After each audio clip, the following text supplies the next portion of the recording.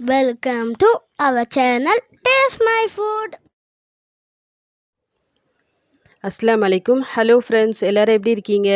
நல்லா இருக்கீங்களா? இன்றைக்கி நம்ம சேனலில் இன்ஸ்டண்ட்டாக அதிரசம் எப்படி ரெடி பண்ணதான் பார்க்க போகிறோம்.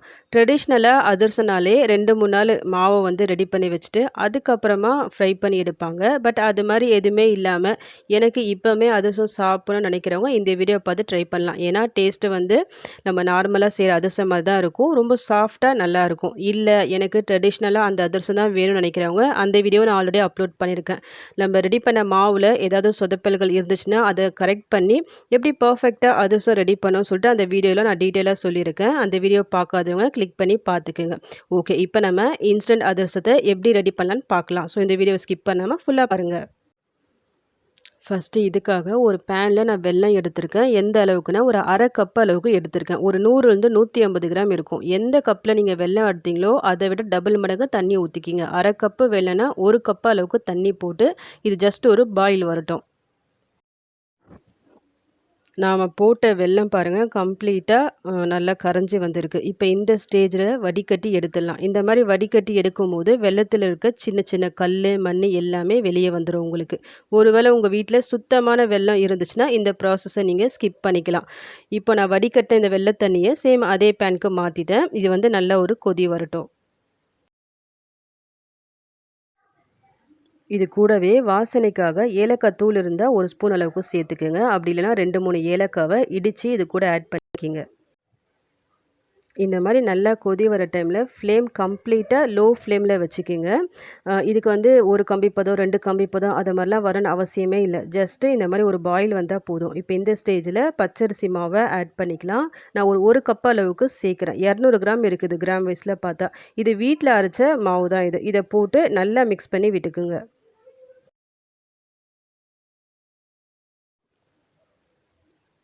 தொடர்ந்து இந்த மாதிரி நல்லா மிக்ஸ் பண்ணி விட்டே வரும்போது ஒரு 5 நிமிஷத்துலேயே உங்களுக்கு இந்த மாவு அந்த வெல்லத்தண்ணியை நல்லா அப்சர்வ் பண்ணி கொஞ்சம் கொஞ்சமாக திக்காயிட்டே வரும். அது வரைக்கும் நல்லா மிக்ஸ் பண்ணி விட்டே இருங்க.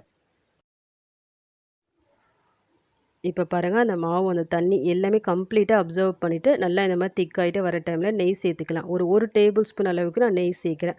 இது ஆப்ஷனல் தான். நீங்கள் நெய் சேர்க்காமலேயும் மிக்ஸ் பண்ணி விட்டுக்கலாம். பட் நெய் சேர்க்கும் போது இன்னும் நல்லா ஃப்ளேவராக நல்லாயிருக்கும் நம்ம ஃப்ரை பண்ணி எடுக்கும்போது அதிரசம்.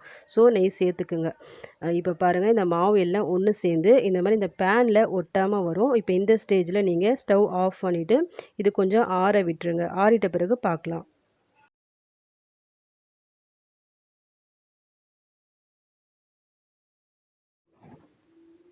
இப்போது நல்லா இது ஆறிடுச்சு. ஆறிட்ட பிறகு ஜஸ்ட்டு கையாலே இந்த மாதிரி உதற மிக்ஸ் பண்ணி விட்டுக்கோங்க. இதுலேருந்து கொஞ்சமாக மாவு எடுத்துகிட்டு இப்போ நார்மலாக நம்ம அதிரசத்துக்கு எப்படி தட்டி எடுப்போம் அது மாதிரி உங்களுக்கு எந்த அளவுக்கு சைஸ் தேவையோ அதுக்கேற்ற மாதிரி மாவு ரவுண்ட் பண்ணி எடுத்துகிட்டு கையால் நல்லா ஃப்ளாட் பண்ணி விட்டுக்குங்க.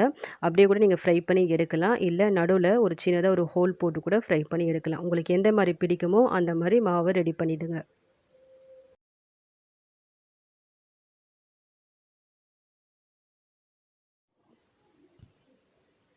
இதை ஃப்ரை பண்ணி எடுக்கும்போது ஹை ஃப்ளேமில் வச்சு ஃப்ரை பண்ண வேணாம். சீக்கிரமாக உங்களுக்கு கருகிடும். ஸோ லோ ஃப்ளேமில் வச்சு ஃப்ரை பண்ணிக்கிங்க. இப்படி இன்ஸ்டண்ட்டாக ஒரு அதிரசம் ரெடி பண்ணுறோமே இது டேஸ்ட் எப்படி இருக்கும்? நம்ம நார்மலாக சாப்பிட்ற அதிரசம் அந்த டேஸ்ட்டில் இருக்குமா சொல்லிட்டு நீங்கள் சந்தேகப்படவே வேணாம். டேஸ்ட்டு வந்து நம்ம நார்மலாக எப்படி அதிரசம் டேஸ்ட்டில் இருக்குமோ அந்த டேஸ்ட்டில் தான் உங்களுக்கு இருக்கும். ட்ரை பண்ணி பாருங்கள்.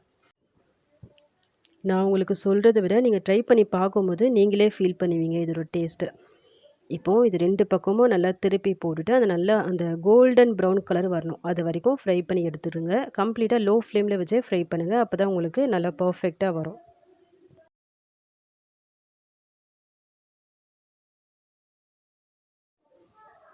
இப்போ 2 சைடும் பாருங்கள் நல்லா சூப்பராக கலர் சேஞ்ச் ஆகிட்டு அதிரசம் நம்மளுக்கு ரெடி ஆகிடுச்சு. அவ்வளோதான். இப்போ நம்ம இதை எண்ணெயிலேருந்து வெளியே எடுத்துடலாம்.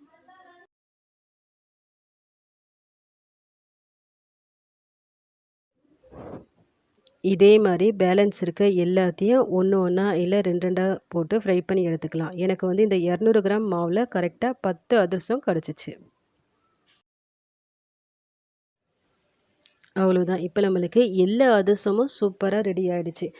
இத நீங்க பார்க்கும்போது சில பேர் நினைக்கலாம், ஹார்டா இருக்குமோ சொல்லிட்டு. சுத்தமா உங்களுக்கு ஹார்டா இருக்கவே இருக்காது. ரொம்ப சாஃப்ட்டா நல்லாயிருக்கும். மேல வந்து நல்லா கிரிஸ்பியா இருக்கும். உள்ள வந்து சாஃப்ட்டா இருக்கும். நம்ம நார்மலா அதிரசம் எப்படி ரெடி பண்ணுவோம்? மேல வந்து கொஞ்சம் கிரிஸ்பியா இருக்கும். உள்ள சாஃப்ட்டா இருக்கும்ல. சேம் அதே மாரி தான் இது இருக்கும்.